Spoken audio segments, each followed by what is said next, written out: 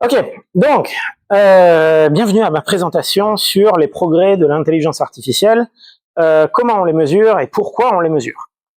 L'idée derrière cette présentation, donc ceci n'est pas une présentation ultra technique, parce qu'on va voir assez vite que les méthodes d'évaluation demandent pas beaucoup de techniques comparées à comment faire progresser les systèmes d'IA. Les mesurer, c'est techniquement beaucoup plus facile et aussi beaucoup plus confus.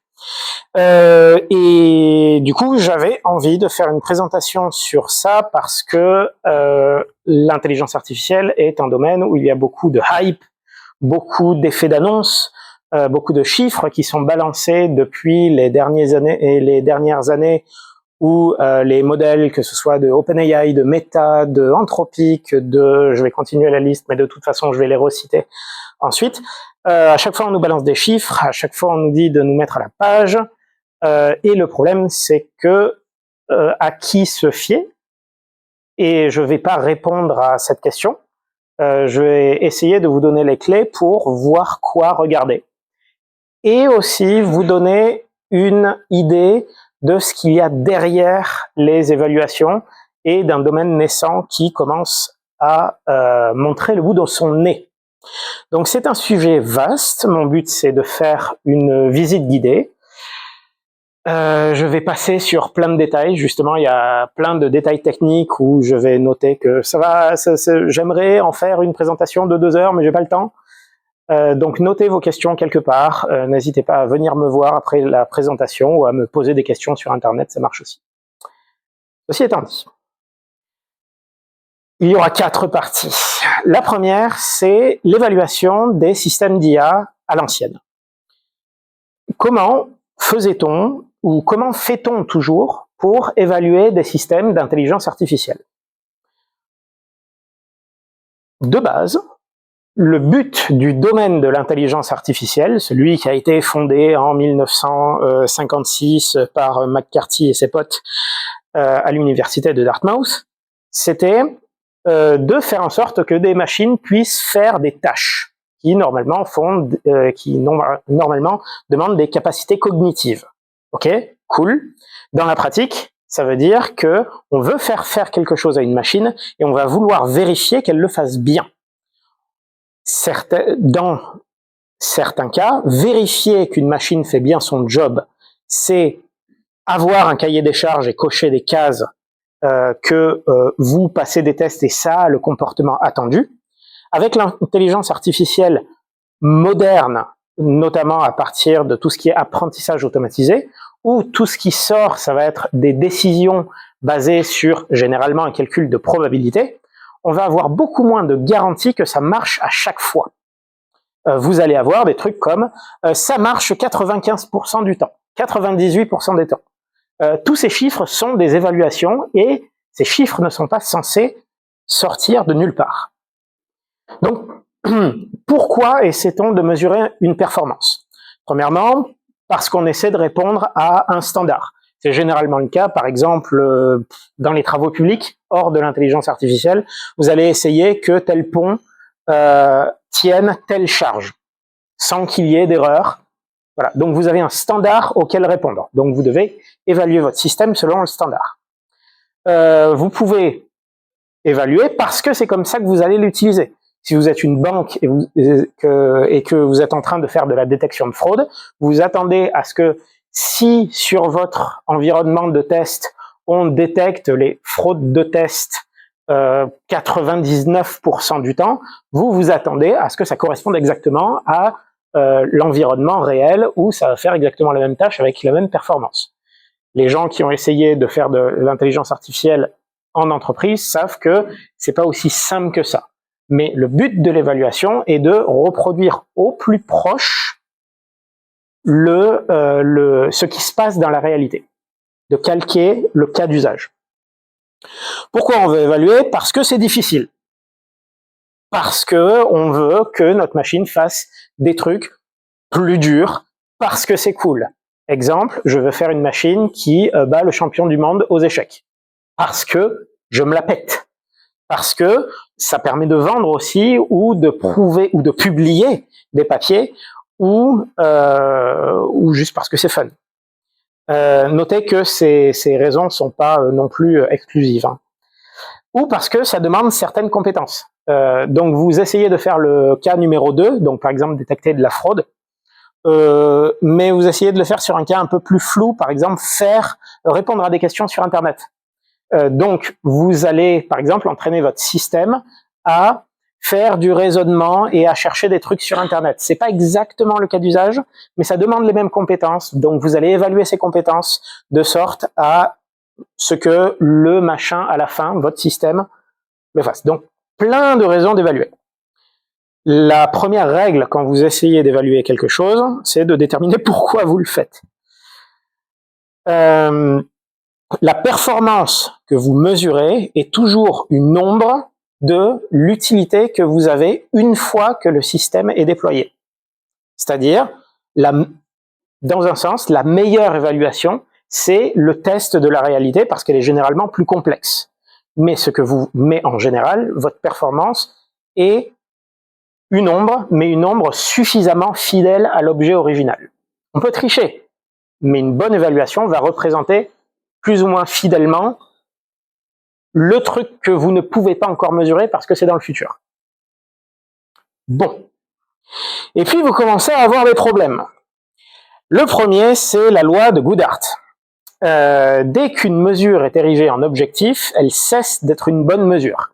Cas classique, les notes en maths au bac, vous essayez d'avoir des lycéens qui ont un raisonnement logique et qui savent résoudre des choses.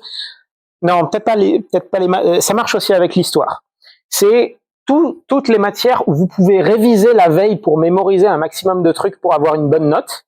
Ça va vous donner une bonne note, mais ça va pas mesurer ce que les gens qui ont fait le programme de maths ou d'histoire voulaient mesurer, à savoir vos capacités métaphoriques de vous êtes des bons élèves.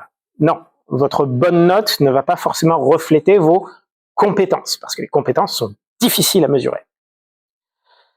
Pourquoi cette loi? Parce qu'il existe généralement plus d'une manière d'obtenir un score élevé. Et en général, vous avez des incitatifs à prendre la solution qui donne le meilleur score. Même si le score ne correspond pas vraiment à la propriété derrière que vous vouliez avoir. Vous pouvez avoir des très bons chiffres de vente parce que vous avez fait des super promos, mais oui, mais vous vendez à perte. Oui, mais on a des super chiffres de vente. Voilà. Vous avez été victime de la loi de Goodhart. Ça arrive souvent. Choisissez judicieusement vos KPI. Les Key Performance Indicators, on en parle beaucoup, mais le but, le key dans Key Performance, c'est que ça reflète justement vos intérêts, les intérêts de l'entreprise, et que vous ne soyez pas en train de vous faire des illusions sur à quel point votre entreprise va bien. Ça, c'était le point sur le point corporate. Ok, bon. Je vais faire un point relativement académique. C'est que les évaluations, c'est pénible. À l'époque où j'étais en thèse, tout le monde me disait les évaluations, c'est pénible, il faut des experts pour annoter des tas d'exemples, pour donner un objectif à la machine, des moyens de l'entraîner, mais aussi des moyens d'évaluer, parce que vous allez prendre un bout de vos données expertes, les mettre et les marquer, ceci est un test, on ne s'entraîne pas dessus, on évalue sur ce truc de test que la machine n'a jamais vu, et du coup on est obligé de se séparer de ces 10%, de ces 15% de données qui sont extrêmement précieuses et chères, juste parce que on a besoin de vérifier les compétences de la machine et on ne peut pas les utiliser pour rendre la machine meilleure. C'est extrêmement frustrant. Mais il faut le faire parce que sinon les résultats ne sont pas... Non, personne n'y croira. Donc l'intérêt des benchmarks, donc les bancs d'essai, c'est de mutualiser des données, des jeux de données chers et qui seront utiles à plein de gens. Par exemple, ici, ImageNet, une banque de, il me semble, 24 millions d'images classées en, à l'époque, 1000 catégories, je crois, 1000 ou 10 000, je sais plus. Et il y avait un concours, en plus, associé à ce dataset, qui était un concours de reconnaissance d'images pour dire, essayer de classifier ces images dans l'une de ces bonnes catégories, de ces catégories correctement. Et ce qui était pratique, c'est que vous n'aviez plus à vous soucier de comment je vais tester mon truc. On vous donne directement la tâche. Et en plus, et c'est là que c'est encore plus pratique, c'est que ce score est directement comparable entre les systèmes. Vous n'avez pas à faire chacun votre évaluation. C'est toujours plus pratique d'avoir des évaluations communes parce que vous pouvez comparer des systèmes complètement différents selon une métrique commune, comparable. C'est extrêmement pratique pour comparer, par exemple, des performances d'entreprise, mais c'est aussi la base pour dire, regardez, publiez-moi, j'ai 1% de performance en plus que le papier précédent. J'ai amélioré l'état de l'art, par conséquent, est-ce que vous pouvez me publier dans votre journal académique, s'il vous plaît? Je veux mes citations, je veux mes refs. Donc ImageNet n'est absolument pas le seul, hein, et je vais remonter en arrière en 1988. S'il y a des data analystes et data scientists en herbe parmi vous, vous reconnaîtrez probablement MNIST, qui est un dataset de un peu moins de 10 000 chiffres manuscrits. Et le but, à la grande époque, c'était d'avoir un système de reconnaissance d'image qui détermine le chiffre. Bon.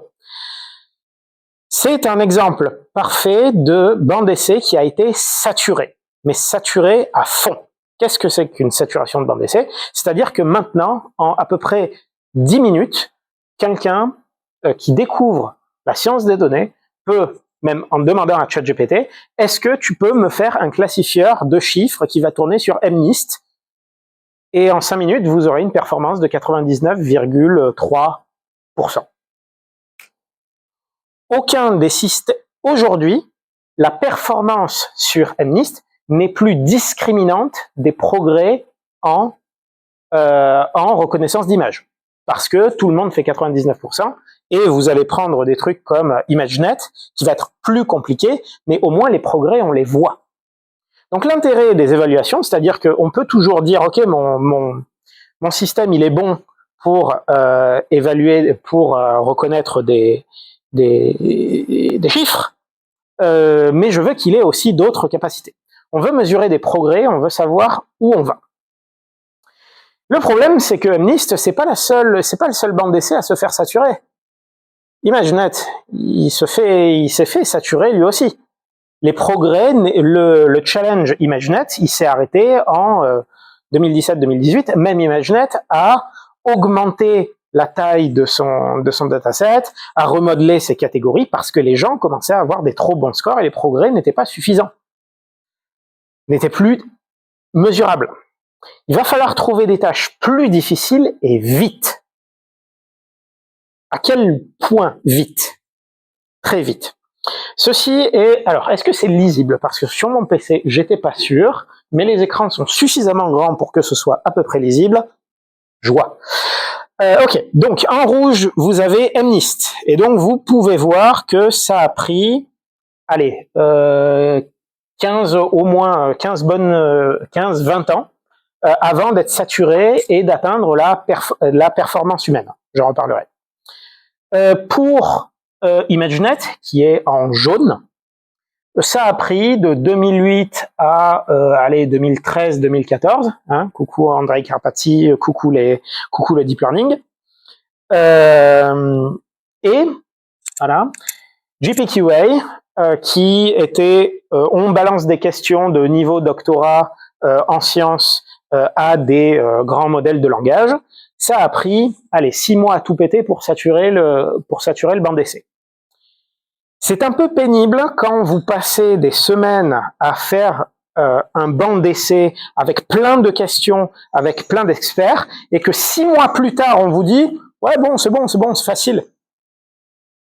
Comment on va faire pour aller plus loin? C'est tout le problème ici, un des grands problèmes des évaluations tâche par tâche ici, c'est que vous créez un nouveau banc d'essai qui est censé être super dur, et son utilité pour mesurer les progrès du domaine s'efface en quelques mois. Avant de passer à la deuxième partie, un petit détour par ce qu'on entend pour niveau humain. Il y a deux types d'évaluation. Il y a deux types d'évaluation de score. Ceux où l'humain est la référence et ceux où l'humain n'est qu'un système comme les autres. Donc par exemple en traduction automatisée, lorsqu'on va évaluer ce que vous sort une machine qui vous traduit du texte, vous la comparez à des références traduites par des humains. Vous comparez même pas à vous ou moi qui va traduire un truc. Je traduis pas aussi bien qu'un traducteur professionnel, mais je vais me comparer à la traduction d'un expert qui a eu tout le temps qu'il faut. Donc par exemple, et 100%, c'est l'expert. Vous ne pouvez pas aller plus de 100%, la machine ne peut pas, par définition, dépasser l'humain, parce que l'humain est la référence. Mais c'est pas le cas de toutes les tâches. Prenez le jeu de Go, l'humain est un système comme un autre, parce que la performance ne dépend pas d'une référence humaine. Les humains ont créé les règles, mais une fois que vous avez posé là les règles, elles peuvent être automatisées, et vous pouvez décider automatiquement, c'est assez facile d'ailleurs, de savoir qui a gagné votre partie d'échecs ou de Go ou de n'importe quoi. Ce qui veut dire que, à moins que miraculeusement l'humain soit le plafond de performance, soit par coïncidence le plafond de performance, vous pouvez avoir des machines qui font mieux que l'humain, et ça a parfaitement un sens parce que vous avez une métrique qui ne dépend pas de l'humain. Il n'y a pas de question de est-ce qu'il faut de la créativité ou pas, ou machin. Non, dans ce contexte-là, vous avez dépassé l'humain. La plupart des évaluations dont je vais parler dans le reste de la présentation sont de la première catégorie, parce que ce sont les plus courantes, encore aujourd'hui, mais il est utile d'imaginer de remettre le contexte du reste de ma présentation dans un contexte où la machine peut être plus performante que l'humain. Je vais pas m'y attarder parce que sinon, voilà, ça prendrait trop de temps, mais gardez-le en tête si vous voulez aller plus loin. Partie 2, donc. On a posé le problème, par quoi on va mesurer, comment on va faire des mesures aujourd'hui des sujets modernes. Un des problèmes, l'autre origine du problème, des problèmes qu'on a aujourd'hui en évaluation, c'est qu'on a des systèmes plus généraux. Avant, si je voulais faire un système qui fait de la traduction automatique, je fais un système qui fait de la traduction automatique, point, je l'entraîne sur des données et des références de traduction automatique, et je ne fais rien de plus. Aujourd'hui, et quand je dis aujourd'hui, je parle depuis l'explosion des grands modèles de langage qui a démarré environ, suivant comment vous commencez, en 2018-2019. Moi, je mets ce papier, donc de 2019, où les gens d'OpenAI mesurent la performance de GPT-2, le petit truc là qui fait 1,5 milliard de paramètres, qui est encore plus petit que la plupart des modèles les plus petits de Mistral ou de Facebook. C'est rien. Et il l'évalue sur une plâtrée de bandes d'essai en traitement du langage naturel de l'époque. Et GPT-2 a des résultats pas nuls. Ça, en plus de générer des textes relativement plausibles sur la découverte de licornes dans la cordillère des Andes. Ça a bluffé à peu près tout le monde. J'étais là sur ma chaise, c'était absolument terrible. Je me suis dit, nous entrons dans un autre monde. Bon, ok, d'accord. Mais là, le problème, c'est que, à présent, nous avons des systèmes, au lieu de leur faire viser une seule tâche, on va juste pouvoir prendre tous les bancs d'essai et évaluer le nouveau modèle qu'on a sorti, qui est relativement généralement capable, sur tous les bancs d'essai. Ah, c'est quand même pratique. Ils sont là, autant les utiliser. Ça, c'est faire des évaluations comme on faisait avant. Au lieu de prendre évaluation sur une tâche, on va juste multiplier ça par n et dire on fait évaluation sur telle tâche, telle tâche, telle tâche, telle tâche. Et du coup, la performance, c'est juste la concaténation, c'est juste l'assemblage de tous tes scores. Et évidemment, ça cause des problèmes, parce que si vous voulez montrer que votre modèle il est super cool, Vous pouvez ne publier que ceux où vous avez dépassé l'état de l'art, où vous faites un meilleur score. Vous pouvez être très sélectif. Vous pouvez aussi viser certaines tâches parce que vous savez que certains bancs d'essai sont très populaires, très nouveaux, très à la mode, et dire on va essayer d'avoir au moins un bon score dans celle-là. Et évidemment, avoir plein de scores partout, ça vous permet de balancer des tas de nombres et qui franchement va aller fouiller dans les tas de nombres. Donc là, je fais un tacle gratuit à Llama 4 qui est sorti il y a même pas une semaine et qui fait exactement ces 3 points. Vous voyez ces résultats où ils se comparent à une sélection précise de leurs concurrents qui change suivant le contexte, qui a apparemment suroptimisé pour avoir des super scores dans LLM Arena. Donc c'est un truc où vous comparez les sorties de deux modèles de langage et il y a des moyens d'être un peu fin là-dessus pour avoir des bons scores sans que ce soit vraiment bon. Et ils ont balancé des tas de nombres, mais ça je peux pas vraiment en vouloir à Meta vu que tout le monde le fait. Ok. Donc pour contrer ça, il y a certaines personnes qui en avaient marre et qui ont dit je vais faire mon évaluation dans mon coin. C'est-à-dire que c'est pas non plus super compliqué d'avoir certains tests, d'avoir certaines tâches que vous voulez balancer à un grand modèle. Un classique, prenez le nombre de R dans Strawberry. Comptez le nombre de R. C'est très difficile apparemment pour un modèle de langage de compter le nombre de lettres dans un mot. Et il y a beaucoup de gens qui, dans leur bande d'essai privée, ont mis des trucs simples comme ça, mais qui annoncent un peu, si un nouveau modèle les passe, alors c'est probablement un signe que le modèle est mieux. En particulier, si vous multipliez ça par 30, 50, 100. Donc des évaluations privées. Et le truth ici, c'est un papier de chez Microsoft qui vous donne un petit scaffolding, une structure de code. Si vous voulez faire vos propres benchmarks privés, on vous donne le petit format pour définir vos propres tâches et pouvoir les balancer sur les codes, parce que Microsoft, ils aiment bien faire ça. Epoch AI, une organisation indépendante qui fait aussi des évaluations, je vais en reparler après, ont aussi des bandes d'essai font aussi des bandes d'essai publiques, mais ont aussi des bandes d'essai privées qu'ils utilisent pour ajuster et contrôler les scores qui sortent des benchmarks pour être sûr que c'est bien représentatif de la performance du machin. Donc des trucs faits maison. Et puis dans l'autre sens, si on va dire ah ouais, c'était pas assez difficile, et bon, on va faire des trucs encore plus difficiles que où là on est sûr de mesurer les progrès, parce que de toute façon, les modèles actuels font 1% ou 3% de performance. Donc il y a vraiment beaucoup de marge de progression. L'une d'entre elles, c'est ArcAGI.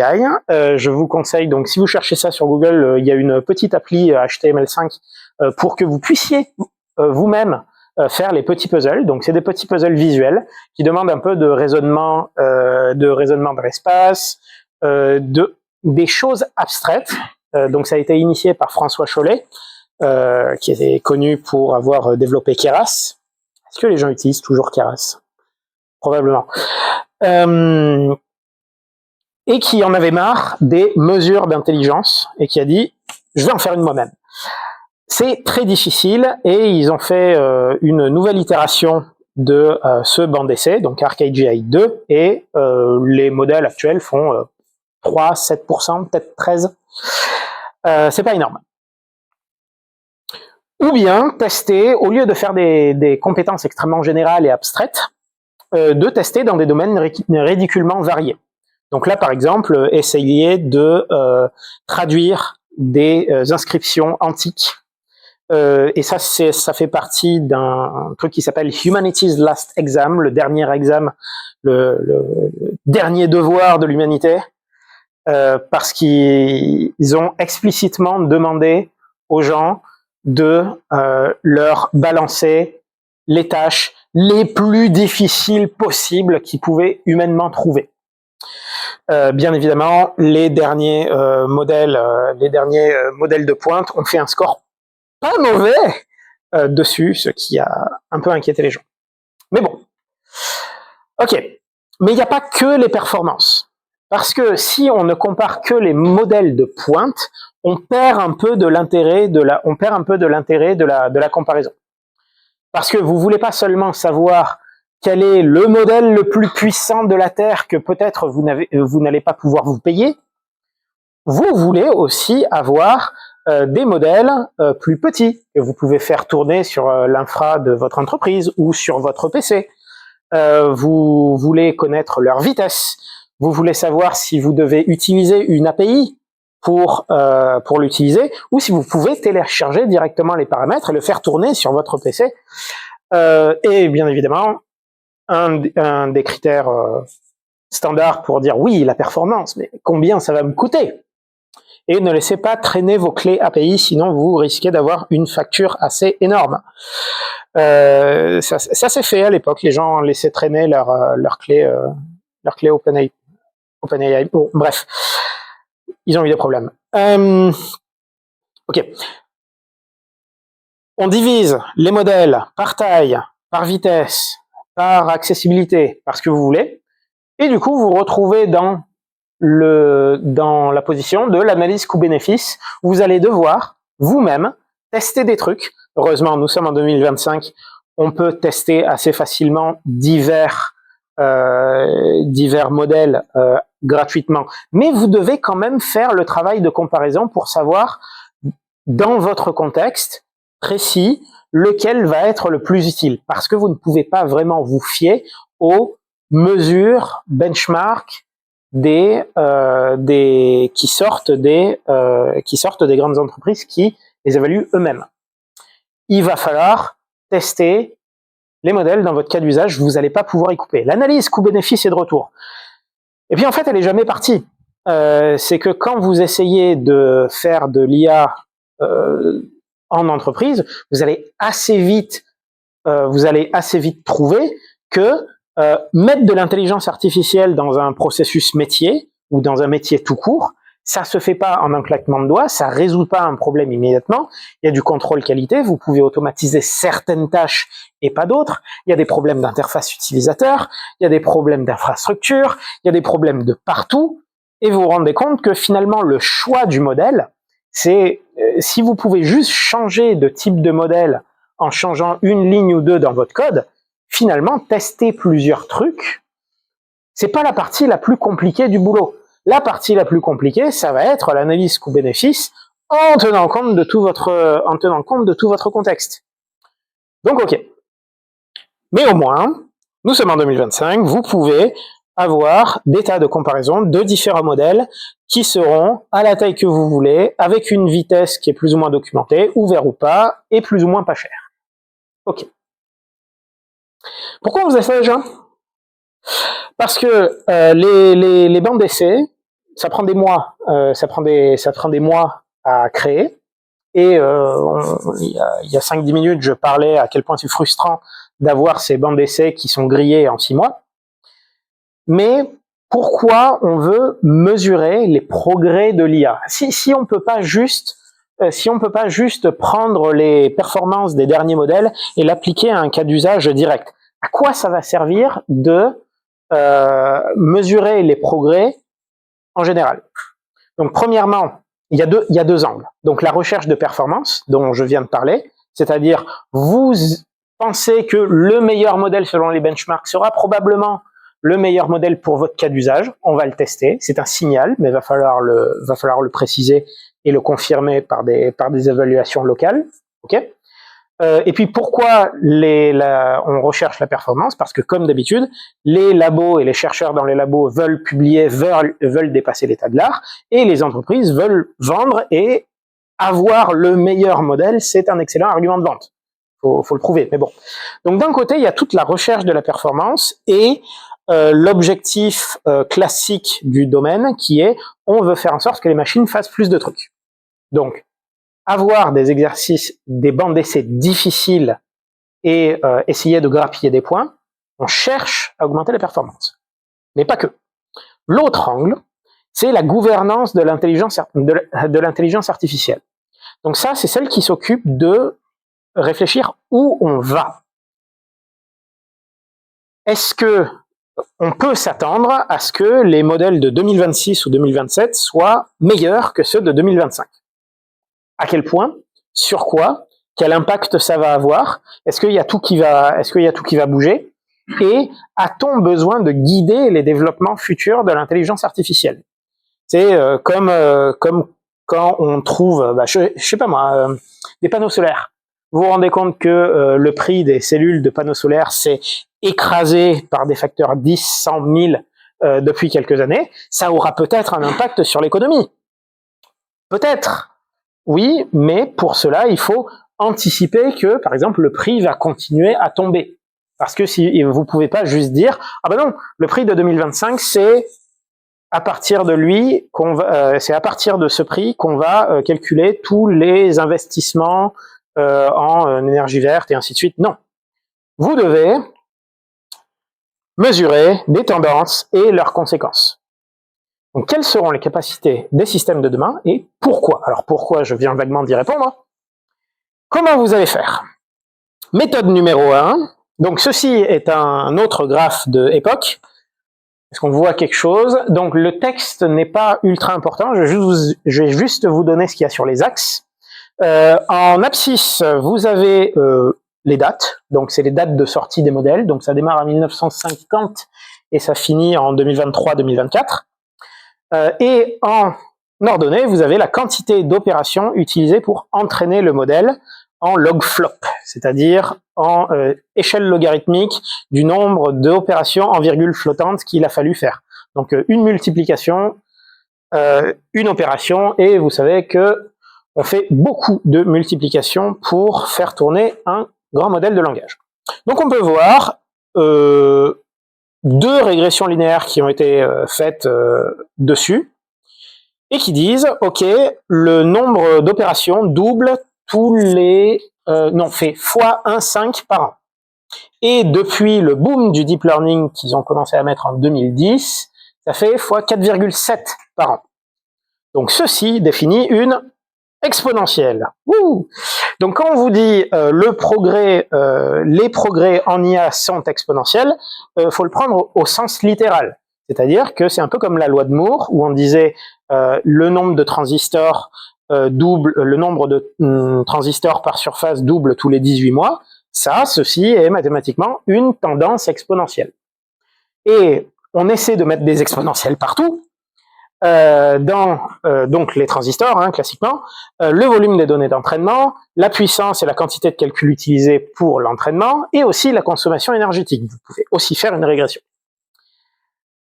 Et la critique générale de ça, c'est que arrêtez de nous parler d'exponentiel, il n'y a pas d'exponentiel dans la nature, ça va toujours s'arrêter. C'est vrai, les exponentiels se heurtent toujours à des plafonds, vous ne pouvez pas aller en exponentiel à l'infini, mais, et c'est la chose cruciale, le plafond où ça s'arrête peut être beaucoup plus haut que vous l'anticipez. Je vais faire la comparaison avec le Covid, c'est croissance exponentielle du nombre de cas. Vous savez que ça va s'arrêter à un moment, mais vous aimeriez bien que le facteur limitant ce soit pas la population mondiale. Ce sera le facteur limitant à la fin. Mais vous voulez savoir à quel moment l'exponentielle va s'arrêter, mais à partir d'un début d'exponentielle, il est très difficile de savoir où sera le plafond. En particulier si vous avez une mauvaise compréhension de ce qui empêche cette croissance. C'est exactement ce qu'a voulu mesurer encore une fois Epoch AI, c'est de dire bon va pas y avoir assez d'énergie, ok, à partir des technologies actuelles et de l'investissement, avec quelle échelle supplémentaire au-dessus de, donc la base c'est GPT-4, on compare à GPT-4 qui date de il y a 2 ans maintenant. Combien on peut faire en termes d'investissement en énergie de plus que GPT-4 d'ici 2030? La réponse est on s'attend à ce qu'il y ait des modèles qui soient entraînés avec 10 000 fois plus de puissance électrique sans que ça pose de problème majeur. C'est quand même pas mal. 50 000 fois plus de puissance de calcul. Pareil. 80 000 fois plus de données. On va en trouver. Effectivement, à un moment, on aura plus de données, mais d'ici 2030, on peut en trouver pas mal. Et 1 million de fois plus de latency. Un truc technique pour dire à quel point vous pouvez donner à manger des données à votre modèle pour que il entraîne suffisamment rapidement. Ma définition n'est pas bonne, mais vous voyez l'idée. Donc, on peut faire beaucoup de progrès, et donc on peut s'attendre à ce que aucun de ces 4 critères ne soit une bonne raison de dire « Ah, ça va s'arrêter ». Ça va ralentir, éventuellement, mais on va continuer. Pour essayer de prédire les performances des machins, à partir de 2017 et affiné en 2020 et 2022, on a découvert ce qu'on appelle les lois d'échelle. Quand vous entraînez un réseau de neurones, le truc qui essaie d'optimiser votre programme d'entraînement, c'est l'erreur, en partie. Et cette erreur, c'est un chiffre que vous mesurez constamment quand vous êtes en train de faire tourner votre entraînement. Et on s'est rendu compte, les chercheurs se sont rendus compte que il y avait une manière bien précise de mettre tant de données, de les faire passer tant de fois dans votre réseau et de l'entraîner suffisamment longtemps et de faire un joli jonglage entre ces différents paramètres pour entraîner les modèles de façon moins chère et d'avoir des performances similaires. Donc, c'est un peu de l'optimisation de paramètres. Alors, c'est très bien, ça vous permet d'avoir un guide lors de votre entraînement. Sauf que votre score interne, quand vous entraînez une machine, ça vous dit pas si à la fin, je vais bien traduire du français vers l'anglais. Ça vous fait une belle jambe de savoir que ma validation loss, c'est 1 puissance moins 18. Ouh! Est-ce que je vais pouvoir faire une voiture qui va pas aller dans le mur? C'est ça que je veux savoir. Donc, en réaction, il y a bien évidemment une autre organisation qui a essayé de mesurer la progression sur les tâches. Et donc, ce truc date d'il y a à peine un mois et demi. Donc, c'est Meta qui s'est dit, au lieu d'essayer de mesurer la difficulté des tâches en leur disant on va leur donner des trucs de master, puis de doctorat, puis de super docteur parce que c'est pas encore assez compliqué, on va faire un truc sur un mode très différent. Ça veut dire combien ça prend de temps pour un humain de faire telle tâche. Parce que généralement, les tâches intéressantes qu'on fait faire aux machines sont des tâches qui sont pas juste je te donne la réponse directement. C'est je suis une procédure, je résous un problème en faisant telle étape, telle étape, telle étape, telle étape, et ma chaîne d'action accomplit la tâche. Et le problème, c'est que les modèles actuels sont très mauvais pour faire des tâches qui demandent beaucoup d'étapes. Mais ils sont moins mauvais qu'avant. Mais à quel point moins mauvais qu'avant? C'est ce qu'ils ont essayé de mesurer en disant, par exemple, pour répondre à une question genre « Quelle est la capitale de la France ?» Paris. Ok, ça prend moins d'1 seconde. Ok, GPT-2 savait très bien le faire. Fais-moi une recherche sur le web, trie un peu pour vérifier que tu as pas fait, que tu as vérifié un peu tes informations, croise un peu avec différents sites web. Ça vous prend quelques minutes. Maintenant, GPT-4o, c'est à peu près ce qu'il sait faire. Et on continue comme ça. Donc ça donne une mesure de difficulté qui n'est pas à quel point il faut avoir des connaissances pour résoudre la tâche, mais à quel point on peut faire des trucs qui demandent du temps et donc très probablement plusieurs étapes. Et donc bien évidemment ils ont fait une régression sur un plot, sur un graphe logarithmique, parce que bien évidemment les points tombaient sur une échelle logarithmique et faisaient une belle ligne. Et donc leur conclusion, c'était que la longueur des tâches que des systèmes d'IA peuvent faire double tous les 7 mois. Ce qui donne, pour prolonger la ligne, que à peu près toutes les tâches que, si vous prolongez la ligne, que toutes les tâches qui sont faisables par un humain en un mois, vous allez taper vers 2030. Si vous essayez de faire une régression sur les tout derniers points qui ont l'air un petit peu plus penchés, vous tombez sur 2027-2028. Et il y a beaucoup de tâches où si vous mettez un mois un humain dessus, il arrivera à le faire. Je vous laisse tirer les conclusions de et du coup qu'est-ce que ça va donner si on a ce genre de système. C'est d'ailleurs, je vous laisse tirer les conclusions, c'est une des raisons pour lesquelles on fait ces évaluations. C'est-à-dire que si on suit ces tendances, quelles sont les conséquences de ça? Donc le contexte de ce genre d'évaluation, de faire des tâches qui font plusieurs étapes, c'est les agents, où on va avoir une action rapide, une réponse de l'environnement, et par conséquent, je vais faire cette action suivante pour atteindre cet objectif. Et là, les terrains de jeu pour évaluer ce genre de système, ils sont pas très nombreux. Et le plus accessible pour faire ça, ça va être juste le monde réel. C'est-à-dire de balancer juste. D'ailleurs, si vous étiez le mois dernier à la merveilleuse présentation sur les agents, sur 2 techniques pour faire des agents, c'était justement comment on arrive à naviguer sur Internet et interagir avec le monde réel, parce que Internet fait partie du monde réel, quoi qu'on en dise, et du coup de faire des actions dans le monde réel pour accomplir une tâche. Parce que le monde réel est complexe, donc c'est un excellent terrain de jeu. On n'a pas besoin de faire des simulations, on n'a pas besoin de faire des environnements dédiés. On a juste un environnement qui est là.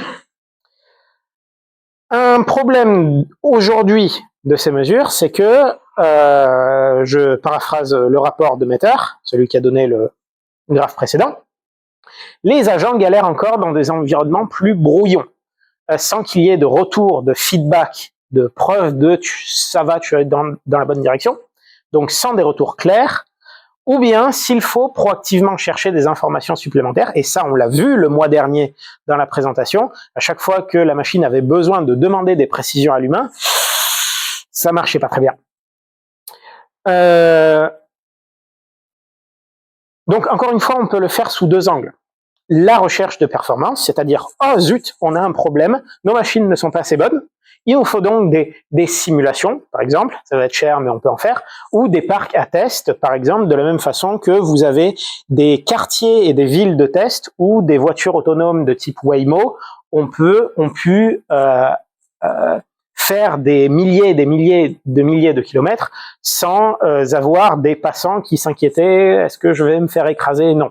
Il y avait des petits quartiers de banlieue américaine tranquilles pour tester les voitures avant de les mettre sur des routes où il y a plus de gens. Donc des parcs à test. N'importe quel entrepôt d'Amazon peut être aussi un parc à test pour des robots qui récupèrent des colis, hein, ça marche aussi. Un environnement exprès.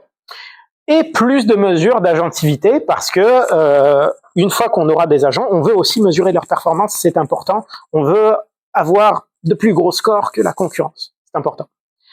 Et puis, vous avez toujours l'angle gouvernance de l'IA. Où on demande, mais attendez, vous voulez faire quoi là? Vous voulez lâcher des agents qui peuvent faire un peu n'importe quoi, tester des trucs dans le monde réel? Vous êtes sûrs de vous, les gens? Non, ils sont pas sûrs d'eux. Ils sont pas sûrs d'eux. Donc, là, je présente les papiers. Donc, le Preparedness Framework. Bref, je vais pas lire ma slide. 4 cadres de capacité que ces 4 labos vont regarder. Ils en ont, ils les mettent à jour, plus ou moins régulièrement, et leur dernier modèle, si vous allez voir la carte système associée à ces modèles, qui arrive généralement juste après la sortie, vous avez toutes les évaluations des derniers modèles sur ces capacités très spécifiques. Lesquelles? Des capacités dangereuses, typiquement. C'est Par exemple, le développement d'armes chimiques, biologiques, radiologiques et nucléaires. La R&D autonome, alors je vais détailler un peu, c'est à quel point, par exemple, si vous demandez à ChatGPT, est-ce que tu veux me filer la recette de la méthamphétamine et comment en faire dans mon garage, à quel point il va vous répondre. Normalement, il n'est pas censé vous répondre, mais on est capable de faire des IA qui peuvent répondre clairement parce qu'il n'y a pas de raison, c'est juste des connaissances. Elles ont été absorbées par le système lors de l'entraînement. Donc on mesure à quel point on peut aider au développement d'armes CBRN, à quel point on peut faire de la R&D autonome en IA, parce qu'il y a un très joli effet boucle de rétroaction. D'autres labos testent juste l'autonomie en général, c'est à quel point un système peut se débrouiller tout seul, sans supervision humaine. Les opérations de cybersécurité, à quel point vous pouvez faire des cyberattaques aidées par votre merveilleux ChatGPT.5. Et des capacités de persuasion.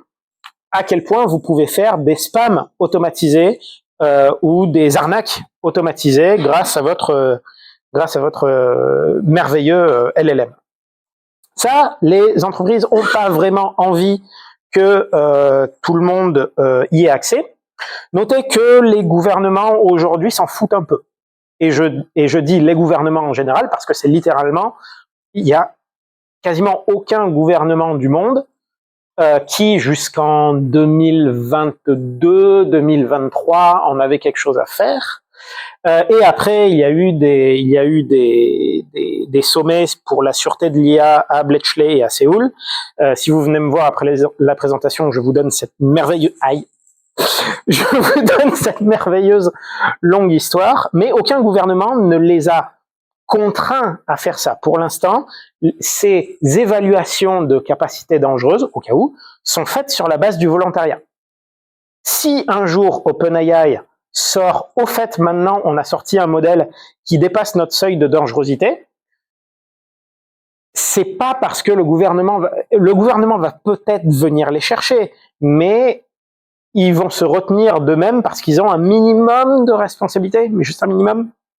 Bon, en tout cas, il n'y a pas de la gouvernance de l'IA, c'est pas forcément les gouvernements qui font des trucs sur l'IA. Il n'y a pas de régulation aujourd'hui sur ce genre de capacité.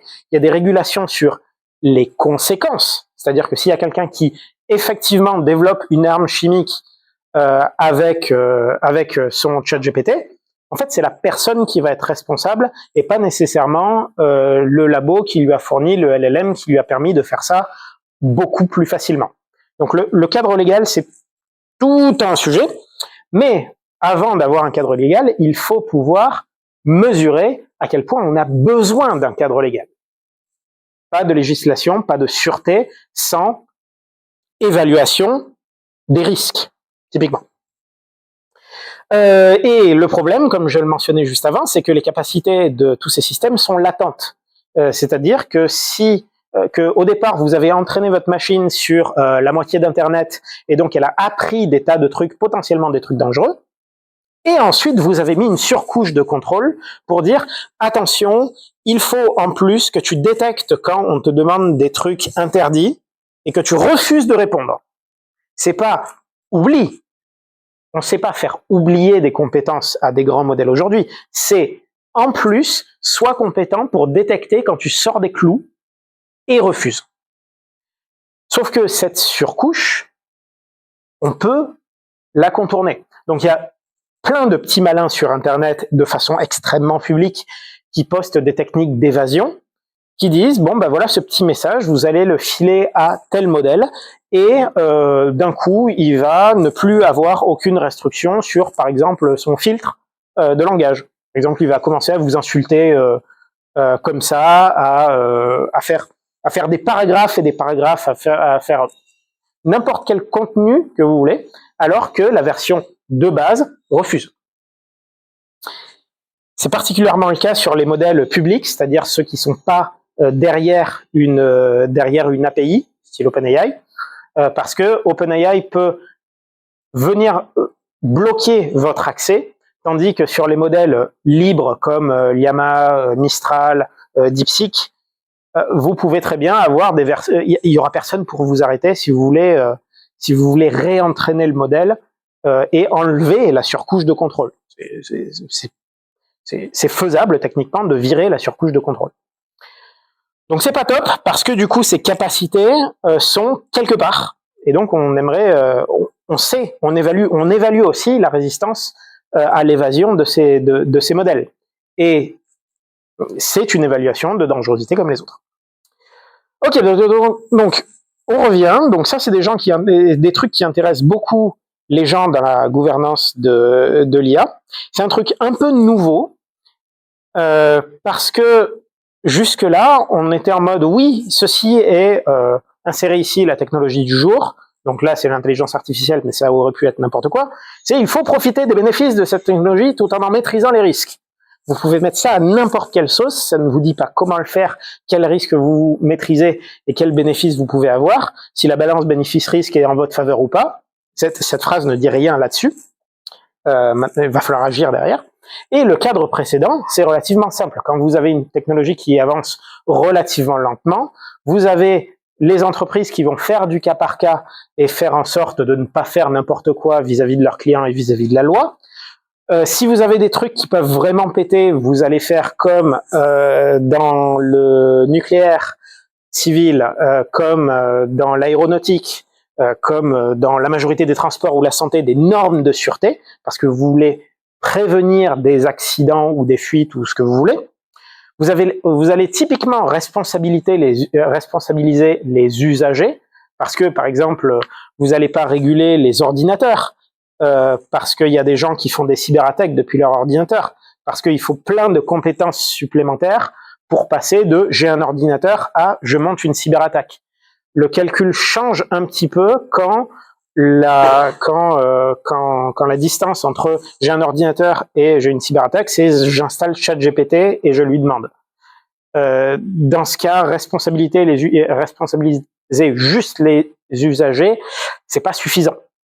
Mais à l'époque, c'était absolument pas le cadre. Et des mesures académiques et industrielles, pas des mesures genre des évaluations, des chiffres.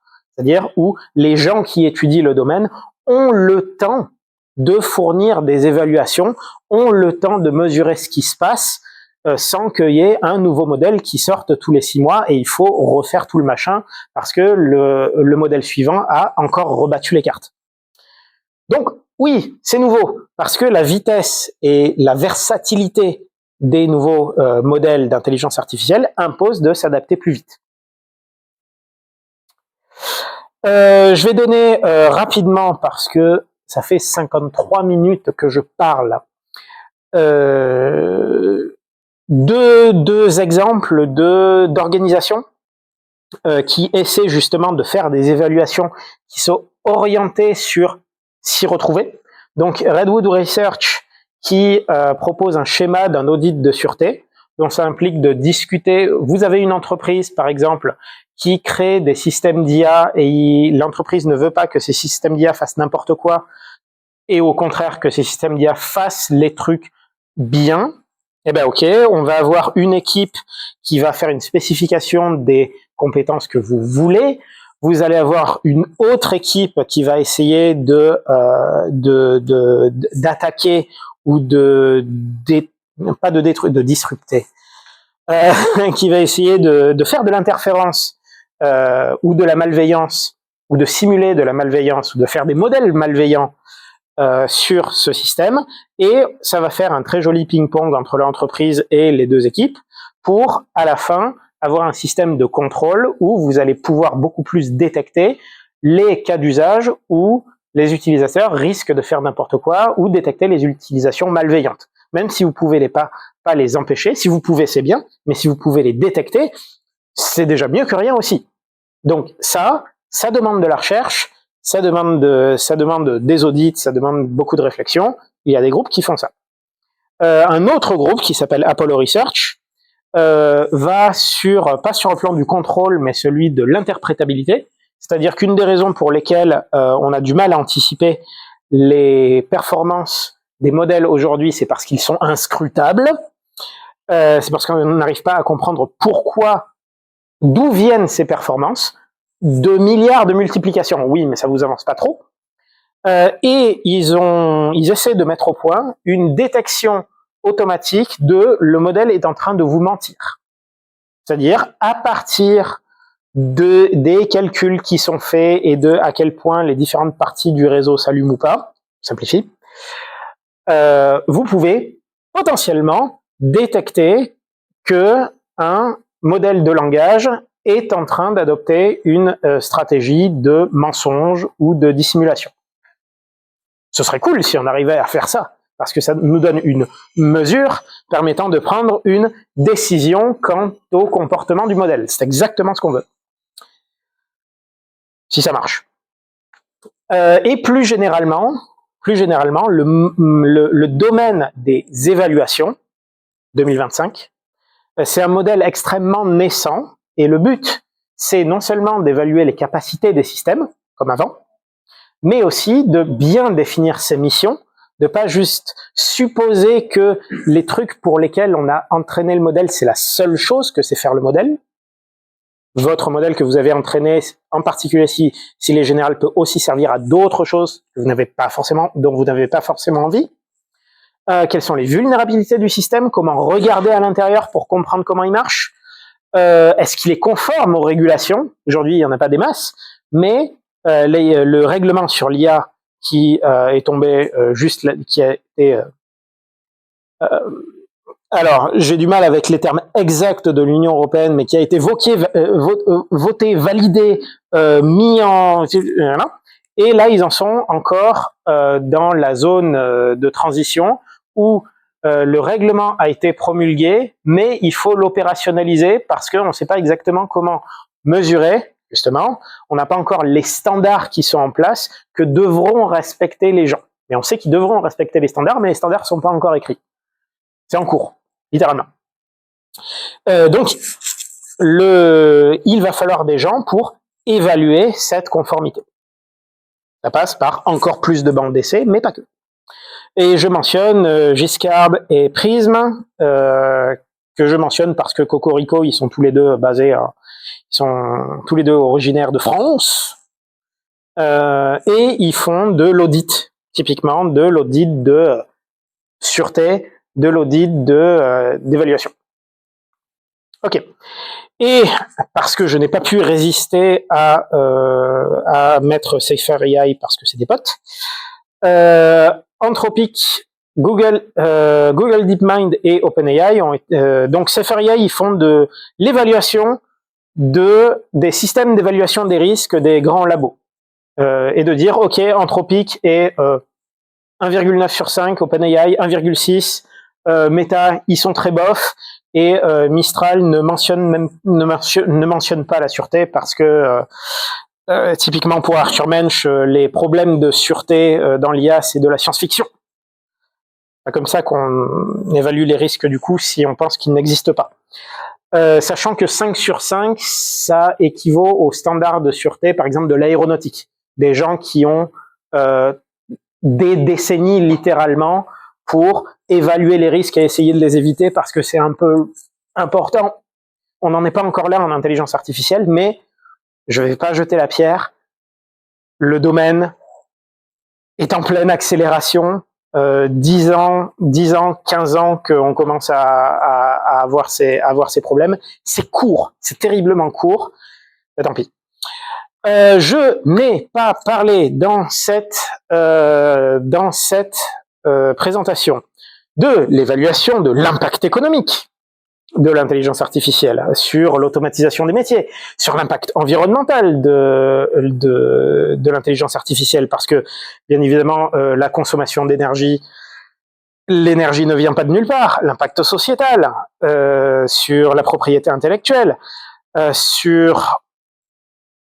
la liste est très, très, très longue. Et donc, la réponse est dans la slide suivante.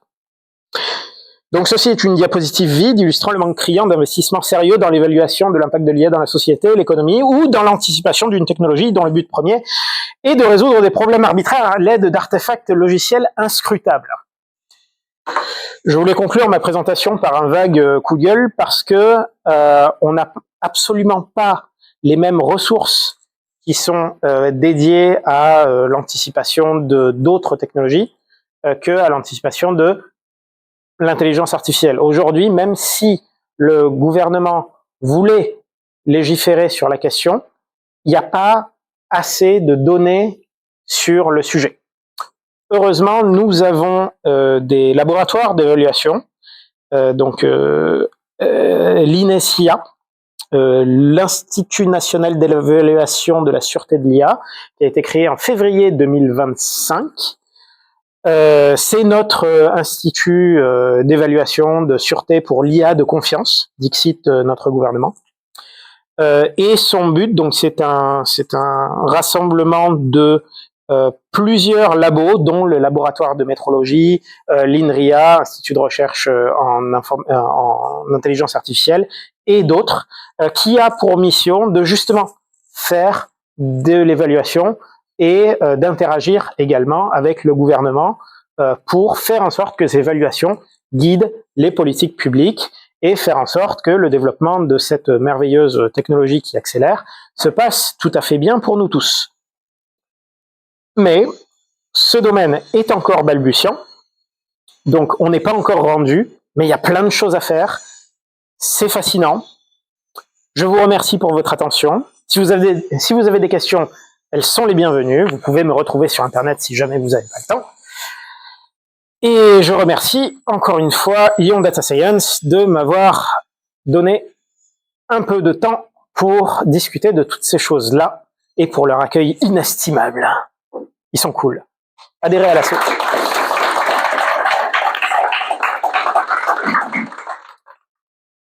Yes. Est-ce que j'ai le temps pour des questions ou est-ce que j'ai... C'est aux questions. Oui. Oui. Ouais. Alors, c'est le principe de model card ou de system card a été introduit par donc le concept de une documentation. Ça sert à documenter les performances des modèles. À une époque, c'est tu sors ton modèle, tu le donnes. À la rigueur, tu lis un peu le papier qui est associé à la documentation, mais t'as pas d'évaluation formatée, t'as pas d'informations sur les données qui ont servi à l'entraîner, t'as pas de récapitulatif des benchmarks. Donc ça a été popularisé par Emily Bender et il me semble Margaret Mitchell, il me semble. Je vais aller vérifier. C'est maintenant devenu relativement monnaie courante. Donc, les system cards, autre nom. Alors, est-ce que j'ai un magnifique navigateur là? Oui, je peux le faire.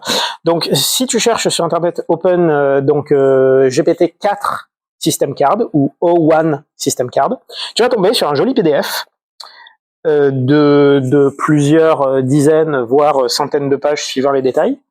Oups. Bon, j'ai pas. Plusieurs centaines de pages qui va te détailler tous les tests qui ont été réalisés dessus. Et c'est généralement de là que les gens qui regardent en gouvernance et sûreté disent « mais vous avez testé ça et vous avez quand même publié le modèle ?» Oui, oui, mais on l'a mesuré. Bon, c'est bien, c'est mieux que rien. Donc c'est généralement quand un nouveau modèle sort, allez voir la system card qu'il y a derrière parce que ça vous donne des informations beaucoup plus détaillées sur de quoi est vraiment capable le modèle.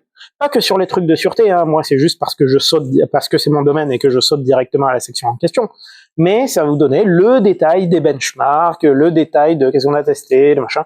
Parfois il vous donne un peu de documentation sur la taille du modèle, son architecture, les choix qui ont été faits, les hyperparamètres, les machins et les trucs.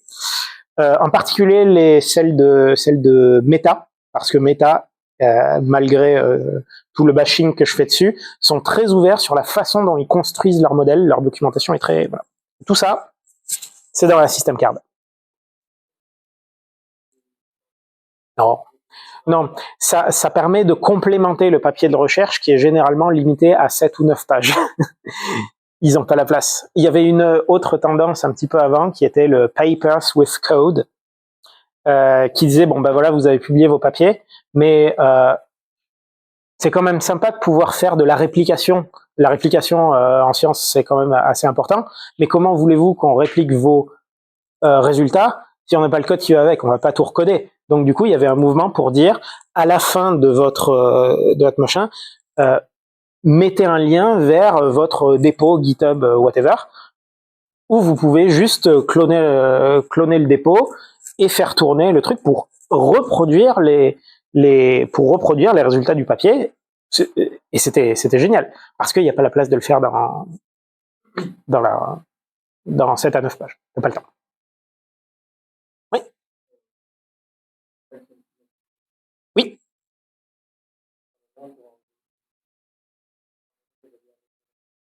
Alors, oui, il y a des gens qui essaient. Comment tu fais confiance à cette mesure? Comment tu évalues le processus d'évaluation de évalues le processus d'évaluation de la machine? Beaucoup de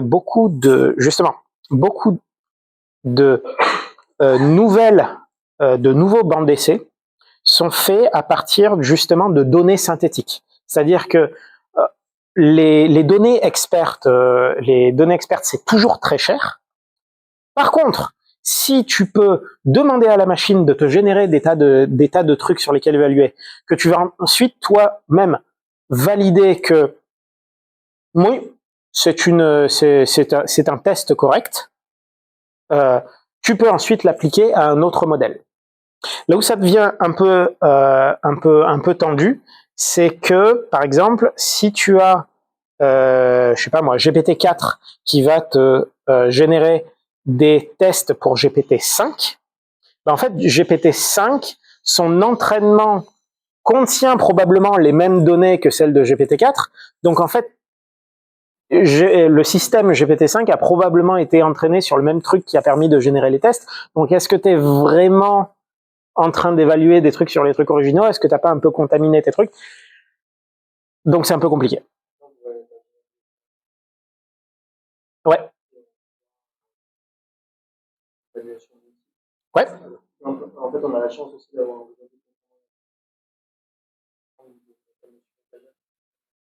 C'est vrai. Yes.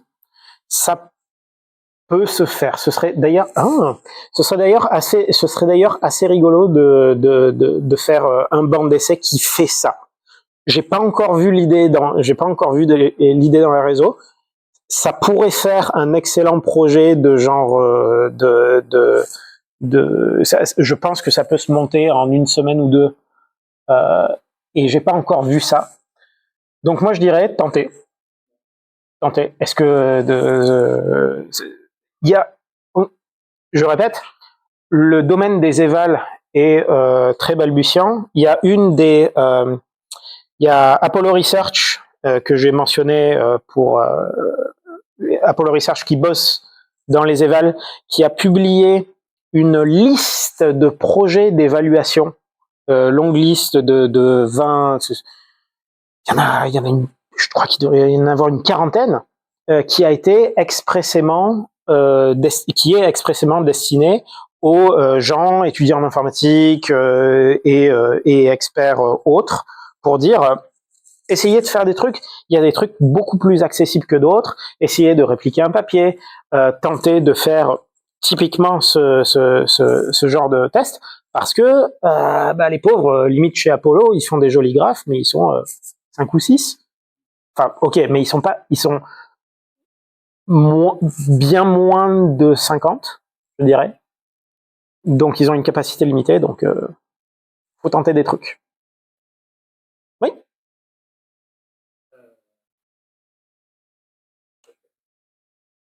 Deux questions. Je pense que l'évaluation, apparemment, il y a un modèle qui aurait dépassé. Un rapport sur vraiment l'évaluation de test. Ouais. Et la deuxième, c'est que assez rapidement que pour les gouvernements, c'est un peu de la sûreté.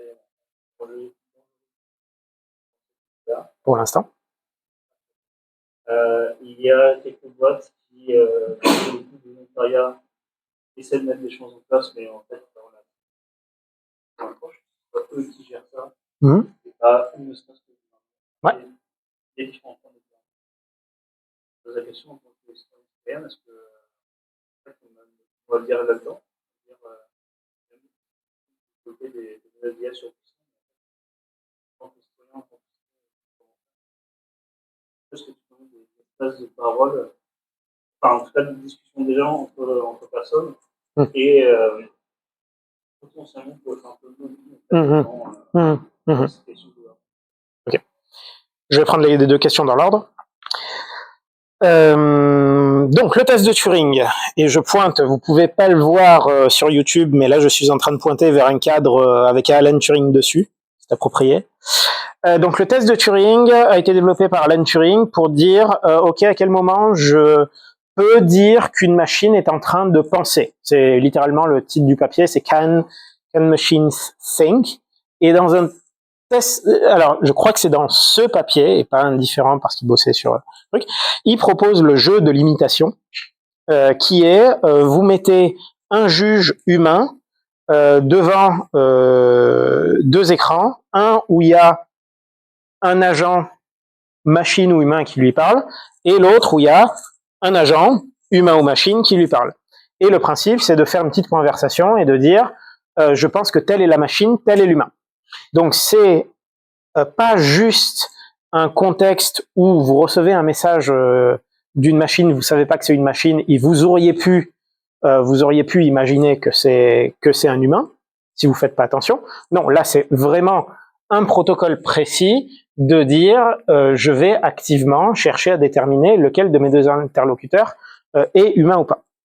Et un des problèmes, c'est qu'il y a quelques années, au moment où les ChatGPT et consorts commençaient à un peu parler comme des humains, que les gens ont commencé à dire ah, le test de Turing est passé, machin, ça y est, les machines arrivent à se faire passer pour des humains, machin bidule.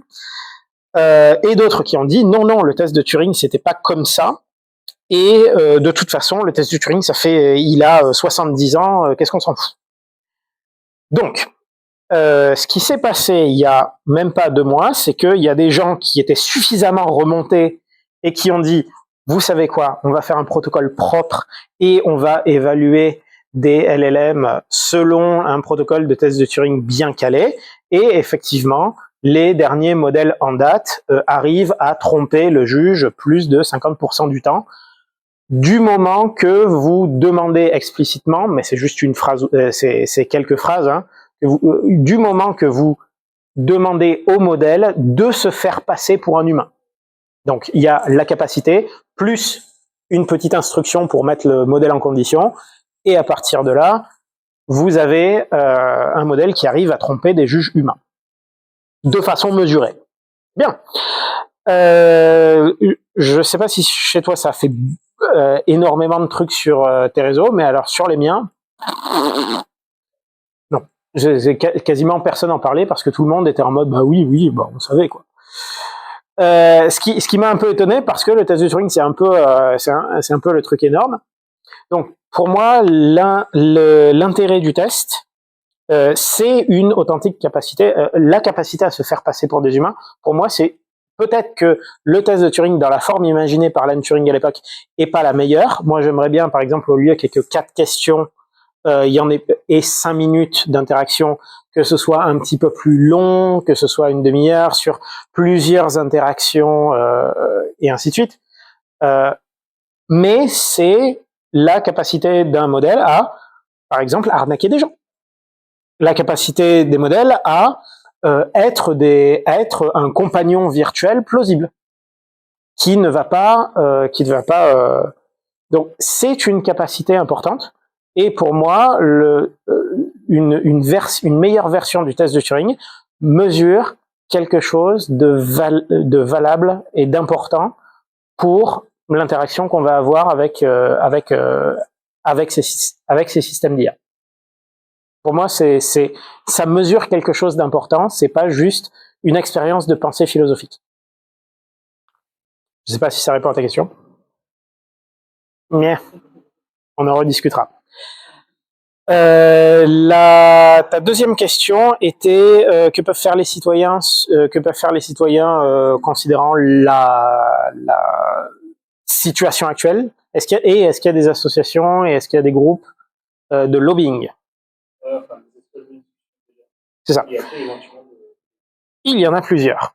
Je vois, parce que ces espaces n'existaient pas encore il y a 2 ans. Presque. Le premier que je vais mentionner, c'est donc il y a des serveurs Discord, par exemple. Donc celui du Centre pour la sûreté, le Centre pour la sécurité de l'IA, qui est un groupe français de recherche sur la sûreté de l'IA et aussi qui s'occupe beaucoup de gouvernance. Donc ils ont un serveur Discord qui est très chouette, où il y a des discussions de comment agir, comment en apprendre plus, avec les modos qui font partie de l'équipe technique et qui répondent aux questions. C'est vachement cool. Donc le CESIA, ils font des trucs bien. En un peu plus militant peut-être, il y a aussi POSIA, association dont je fais partie personnellement, où eux, ils essaient de faire du lobbying pour juste le point, arrêter de faire n'importe quoi avec les systèmes les plus puissants. On n'a rien contre le reste de l'IA, mais juste cela, s'il vous plaît. Apparemment, faire du lobbying pour ce point précis, c'est quand même déjà assez compliqué.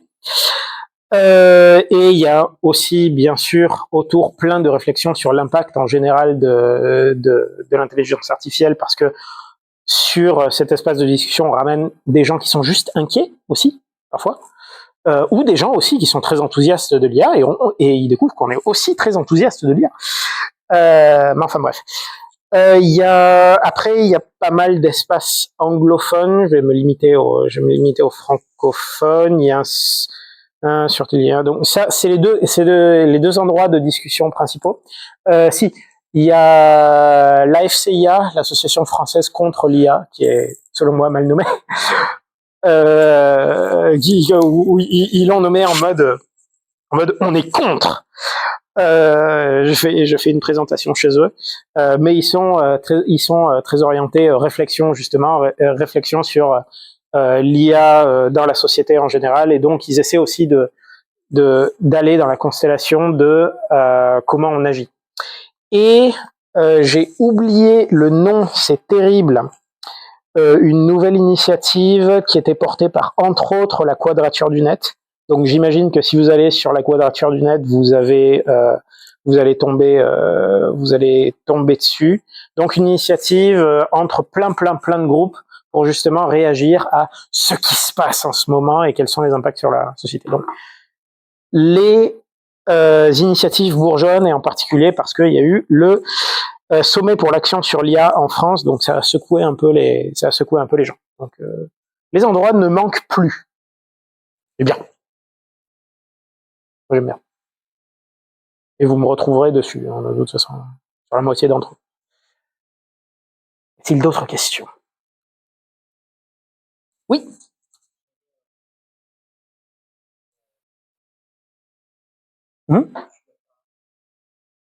Oui.